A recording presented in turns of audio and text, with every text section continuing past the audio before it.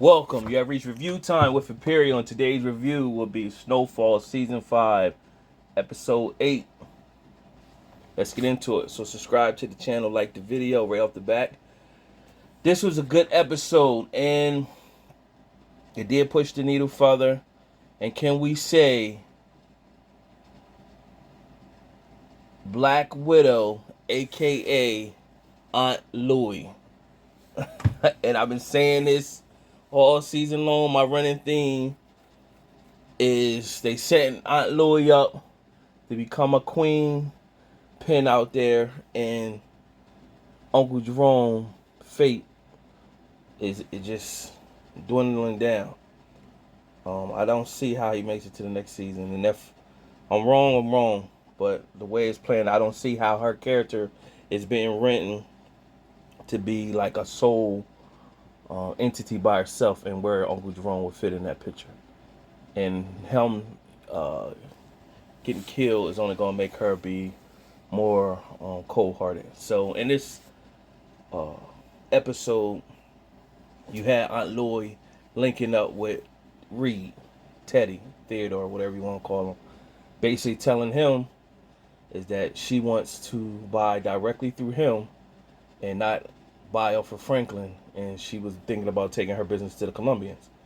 And Reed basically said, well, it's best to get it from the devil you know. So in return, she links up with Uncle Jerome, tells Uncle Jerome, he's all giddy, talking about his mind is getting cleared. He ain't had a drink in a couple of days. Then she tells him, she's all, oh, that's nice. And then she said, I talked to Teddy today. So, and he like, oh, I gotta have that drink. So she pretty much tell him Teddy agreed to sell directly to them. He basically said Franklin gonna be pissed, and he don't want to go to war with his family. And so Aunt Louie pretty much was like, no, that's not gonna be it. I'm gonna tell Franklin after the wedding, and pretty much it's not gonna be a war. I'm gonna just let him know how it is. So from there, showed Sissy linking up with the people that want to pit her so that she can frame Reed or get as much information on Reed as possible. And they pretty much told her if she not willing to, Franklin is the key to everything. If she's not willing to give up the information on Franklin, then there's no need for them to be talking with her. So she pretty much said it's a wedding coming up, and they're going to need photographers. They're going to need extra people will be there. So this is your opportunity to get as much information as y'all can. So fast forward a month later, the wedding's here, and they're having a wedding. They pretty much say their vows, and so Scully's there. And so Scully pretty much he's talking to the girl, and the girl asks the girl, she's offering him, asks to do, he wants some strawberries or something to drink. And he was like, nah, but he asked her, what is that? And she said, so basically a fountain of chocolate, and you basically going to dip the strawberries, and she's going to hand them to everybody. So he asked her, could you give me some water? She said, yeah. So Scully had this like mischievous look on his face, and instantly you started to see something was going on, and you seen the champagne getting delivered to certain people um, throughout the party, and it was the key people: Franklin, Leon, Javi, Gustavo, Jerome, Aunt Louie. And so they was going to get them either way, either through the champagne or through the chocolate. So Scully laced the chocolate with LSD. So of course in the 80s, that's it's a hallucinant drug, and um, everybody started tripping out. So of course it did show Aunt Louie's, like, they never touched base this season. We thought they were more going to touch base of Arkansas, where Aunt Louie was from, and how that's going on down there. I guess they got more storyline in other seasons where they can go there. But her family from there came up, and they was sitting with Sissy, and pretty much Sissy was saying, basically they look like money, and they was like, yeah, we went down to wherever they went, and they went shopping. So Gerard from Power Book 4, I didn't know he was one of the characters. He was from Arkansas, so he's playing as Aunt Louie's cousin and them. So they was there. Then Franklin came down and sat with everybody. He's instead of him being real chill, he was a little hyper, and because he started to feel the effects, and then he was tripping and know what was going on. So by this time, Franklin went outside of on the wedding and was by a tree, and Scully came up, and Franklin tried to act like he cool, but he wasn't. And then Scully said, some biblical stuff, and basically said, "Tell your Aunt Louie and Uncle Jerome, I hope they like my wedding gift." And he smiled and walked off. So he set everybody up. But then everybody started tripping through the party, and Sissy started tripping, but she ran to you seen her running, smiling, excited, and you didn't know where she was running to, just like she was seeing a ghost. But Jerome seen her and hurry up and intervened and grabbed her, and then she said, "Oh, Jerome," and then he said, "Yeah," and then she said, "We been laced with LSD," and so he like, "Word," and he started looking around like people they gonna be tripping. So he smashed himself. So he said, "How you know?" She said, "Somebody told me."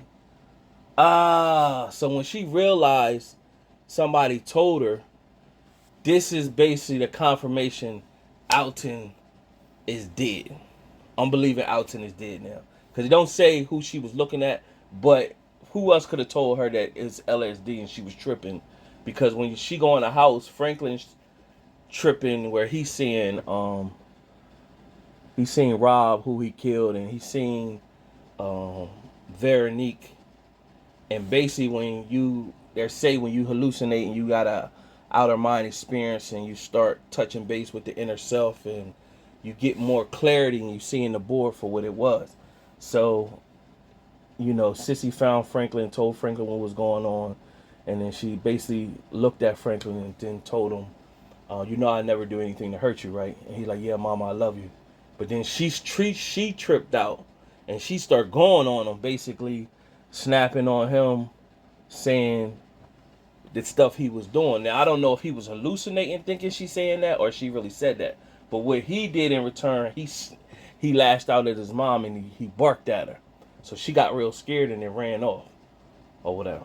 So Franklin going through this whole tripping moment. And so when he tripped, he envisioned he was talking. So I don't believe he was his mom was saying, I think he was hallucinating that his mom was saying that. But he envisioned he was talking to Reed. So what he did, he called Reed on the phone, Paige Reed from the wedding, told Reed he understand that Reed thinks that he got to kill him, but he let him know that I'm going to kill you before you kill me. And so Reed was taken back. He was in the car with Parissa, and which is the nurse who was nursing him. And so she's like his Bonnie and Clyde. She's like his Bonnie. And she basically like, "Why did he tell you that?" Reed told her what Franklin said to him. "Why did he tell you that?" And Reed didn't really have an answer. So she said, "Well, at least you know he's at the wedding." Basically now he can get to Franklin's house and get pictures of everything, information Franklin got.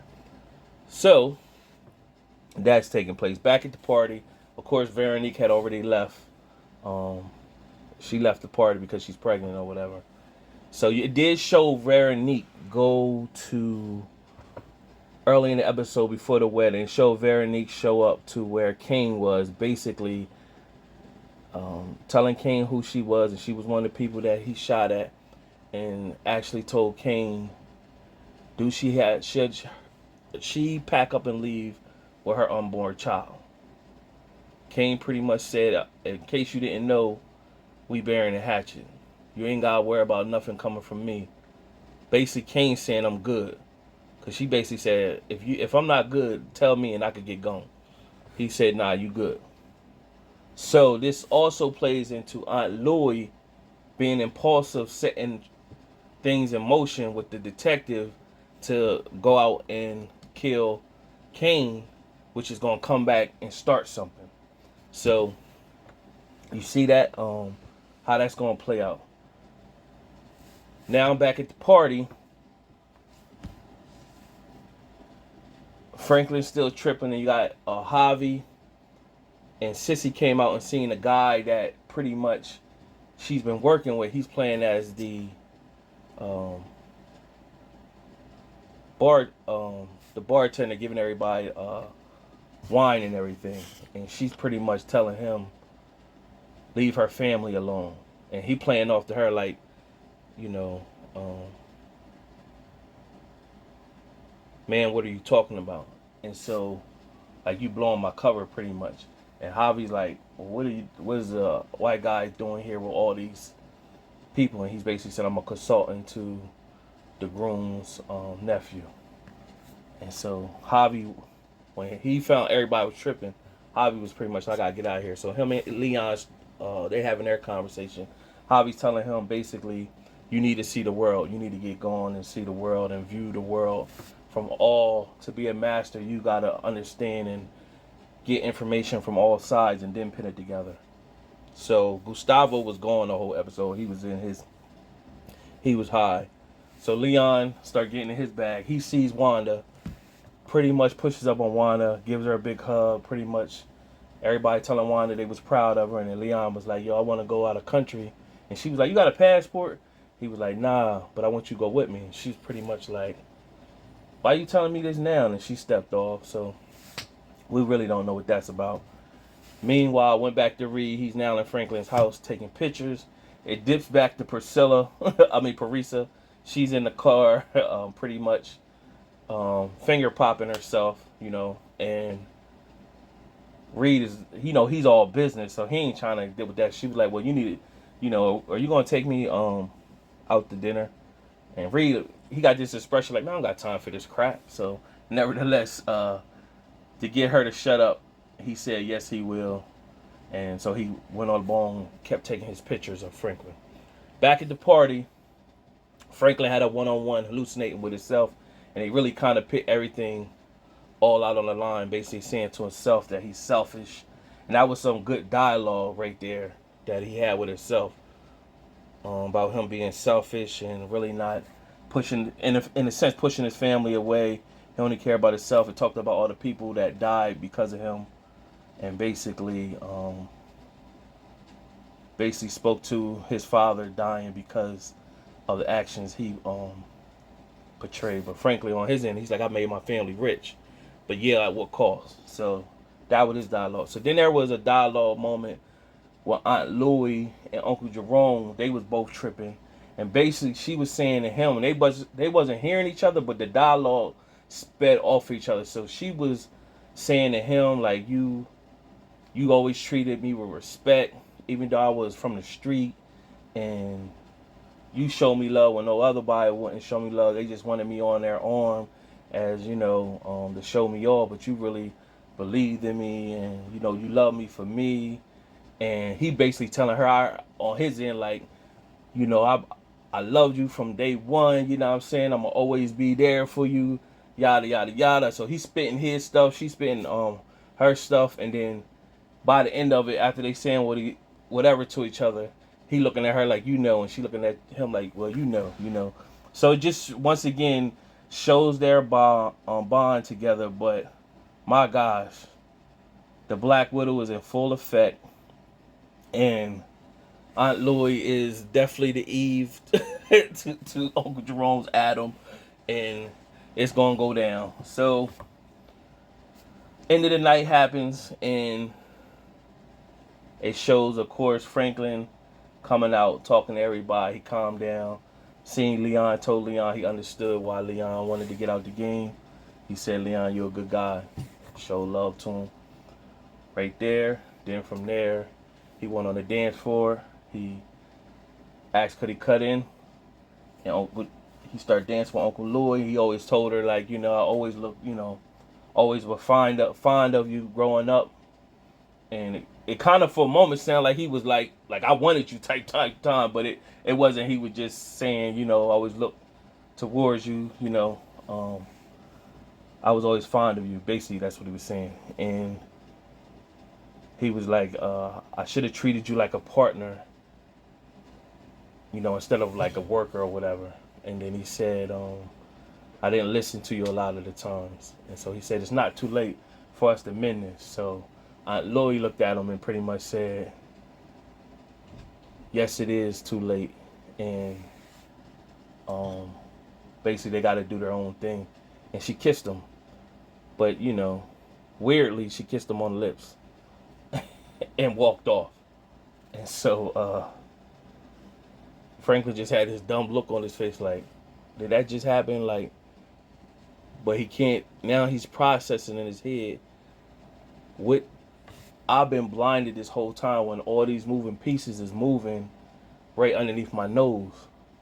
I'm basically saying to myself, lying to myself that this is going to get fixed, but it's really not getting fixed. Everybody's going their own separate ways, and this thing is going to crumble. So that was pretty much the episode. A decent one. It wasn't like the Red Wedding from people that's been in Game of Thrones, and we've seen the Red Wedding and the horror thing that happened at the Red Wedding where everybody got killed pretty much. So it wasn't that. They got through the wedding, no deaths, but it's definitely leading to episode 9. And at the end of the episode, it showed Detective seeing Kane and him Gary put in work to try to kill him. And then it almost looks like he gonna mess that up. So subscribe to the channel, like the video. Till next time.